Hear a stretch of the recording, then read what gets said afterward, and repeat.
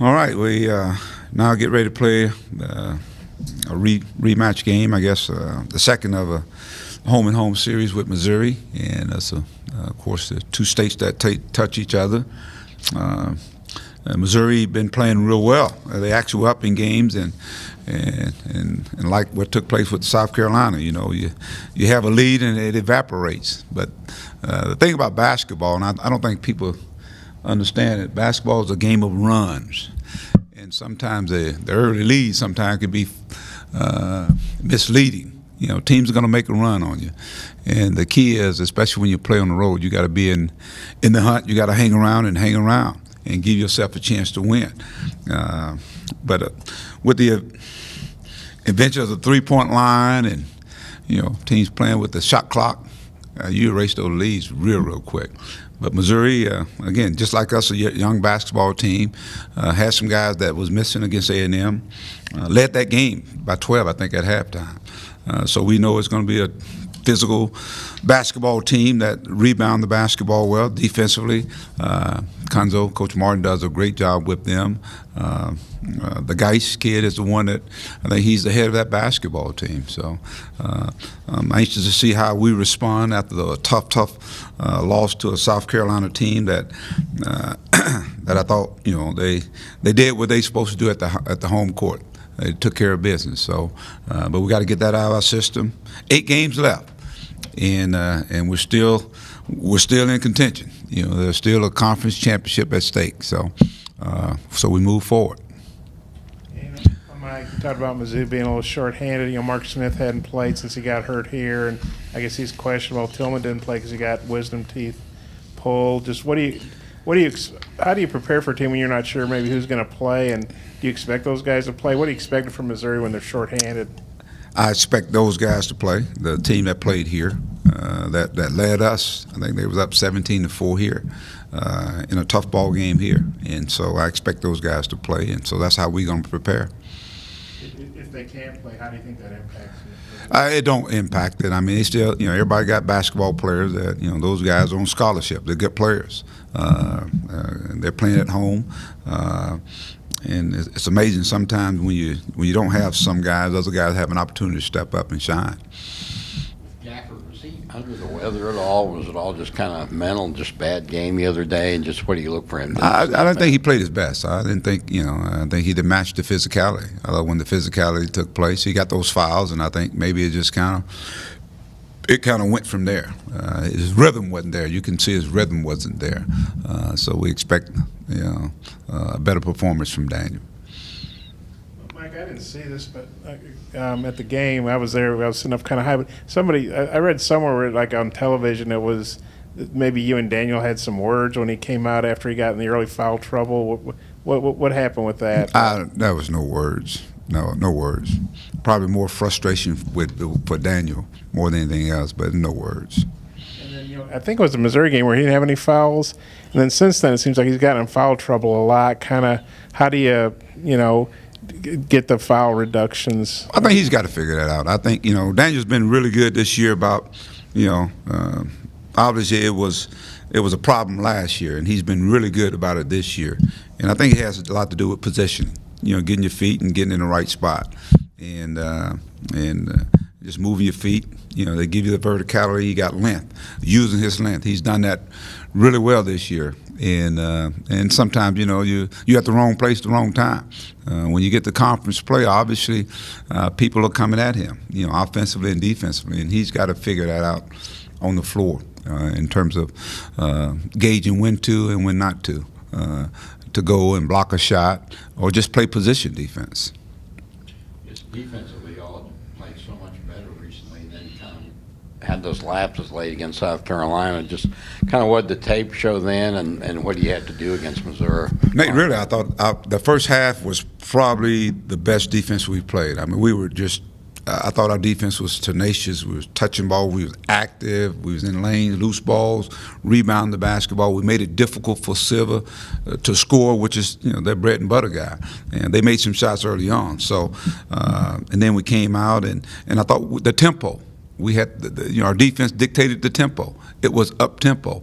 I thought when they made their run at us, I thought when we then get the stops, we stop pushing the basketball. And a lot of times, you know, your energy comes when you score a bucket. Then it revs up your defense. But I thought we just kind of start walking the ball up the floor, and then it became a tempo that favored South Carolina. I mean, it's a tight game with 3 minutes, less than 3 minutes to go. I mean, we're right where we want to be. But at that point in time, I thought they took advantage of the momentum and couldn't make any plays going down the stretch, whether it be defense or offense, and that's where they got a chance to take advantage of the game. I know it's not the first and it's not going to be the last, but the quick turnaround Saturday, Tuesday, both on the road. How do you get your young team kind of used to that grind of maybe just one night in their own bed before they got to go back out? It's been happening. It seemed like for the last 3-4 weeks, I guess. So I guess that's how you get used to it. I mean, we've been doing it, and but at the same time, you got to tailor your practices. Like yesterday, we came in and got a chance to get some shots up, watch some film, shot free throws, and then today we'll get at it for about 45, 50 minutes before we take off and go up to Missouri. So I think we got to really manage their time. From a resting standpoint, and that's, to me, is the learning curve of a team. You know, whether it be young, old, inexperienced, experienced, you got to take care of your body, and I think that's been the message to our guys. You got to take care of your body, away from the gym when you're not, under our supervision. How are you taking? Are you eating right? Or are you getting the proper rest? So it's important because the energy is so important this time of year. The energy and the execution. I talk about energy and execution all the time. In order to do that, you got to have your focus. You got to be rested. So. Coach, you mentioned energy and execution right there. What have you seen from your team in the last couple games that's helped them get off to better starts at the beginning? I think we're coming out with actually. We talked about the game plan. I think we're coming out with executing the game plan. We're coming out starting with our defense. I think our defense has really picked up. If you go back, even from the Tennessee game or the Missouri game, I think our defense is now causing havoc, and I think it's getting us into a rhythm offensively. But more importantly, I think we're trying to start the game from the standpoint of inside out. We're getting teams in foul trouble starting off, and so that means we're playing a little more brand of the attack basketball that we're accustomed to. We want to attack you offensively and defensively, and when we do that, I think our team plays a lot to its potential. And of course, when you go on the road, you got to make some shots too. And but I just think from the standpoint of just having an understanding going in. What is our strategy? What is our advantage? Let's take advantage of it. And we do a good job of it at times, and sometimes we don't. Yeah, Mike, you guys forced a lot of turnovers against Mizzou here, and create a lot of offense off that. Is that something you think you can do on the road as well, or how do you feel about doing that against them again? I think that's what we've been doing. I mean, you think about the LSU game. I thought we shot the ball well, but I thought our defense was really good, create some turnovers. We did at South Carolina. It just seemed like we're getting in a much better rhythm defensively. And it's not even just from the turnovers. I mean, it's just making stops and getting the tempo, getting up and down the floor, pushing the basketball. We had back-to-back steals, I think, in the game to start off against South Carolina, where Adriel steals it, back to Mason, and then he touches again. Now he gives it to Daniel, who he turns around and gives it to Mason again. So again, it's the DNA of this team is defense, and I think our guys are understanding that a little bit more now. So, and I'm sure Missouri is going to work on taking care of the basketball, but it won't change for what we do. We still want to be an up-tempo team. I know we're talking about Daniel having an off game, but Mike did a fine graphic here with. I guess Daniel's one of 5 guys averaging, shooting over 6%, averaging over 15 and over 8. What do you think of that? I mean, he's had a pretty good season. Daniel's having a great season. I think Daniel's having a great season. I mean, just think about where he was, last year to where he is right now.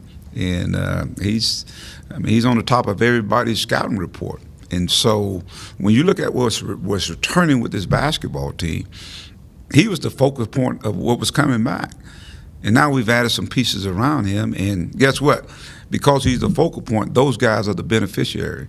Yeah, you're seeing a guy like Isaiah, one of the top 3 most shooting guys in the country. Mason Jones, he's shown his impact. The assist totals for a guy like Jalen Harris. I mean, so those guys are the recipients of let's say, Daniel drawing a lot of attention. And so in spite of that, you look at what he's done, I think his production has gone up from last year. And Isaiah's, I guess, 1-3 away from tying the freshman record here. Obviously, he's going to break it at some point, probably Tuesday night. Just how do you feel about his three-point shooting? It's critical to our basketball success. We got to have some guys knock shots down because they're putting 2 and 3 guys on Daniel. And so those guys got to knock shots down to make the defense honest. You kind of hit on this in your opening, but Missouri's had trouble, holding some leads. Vandy the other night, they had a 10-point lead, and you had a 10-point lead. I was watching Ole Miss and A&M the other night, and Ole Miss was up by like 13, then A&M went up by 9, then Ole Miss ended up winning. I mean, is that just, you think people focus too much on their team when it's probably happening in a lot of games all over the place? It always has. I mean, if you watch basketball, it always has. You think about even the games we've had games where we've been 16 points down, and we'll come back up and go up, and, that's a lot of time in basketball. I mean, I think we had a 13-point lead at South Carolina with 15 minutes ago. That's a lifetime in basketball. That's a lot of time. And so I guess it's at the end when you want to be ahead. That's the biggest key there. Obviously you want to build on those leads, but I think if you just watch college basketball all around the country, there are some teams that are like a classic would be Tennessee. They're a very experienced team. And I can recall them at the same stage where they were in games where they'd be up and then the other team would run back up on them. And so it's called learning how to win, I guess. Learn how to win and then learn how to finish. I think that's the biggest key. Anything else for Coach? All right. Thank you, guys.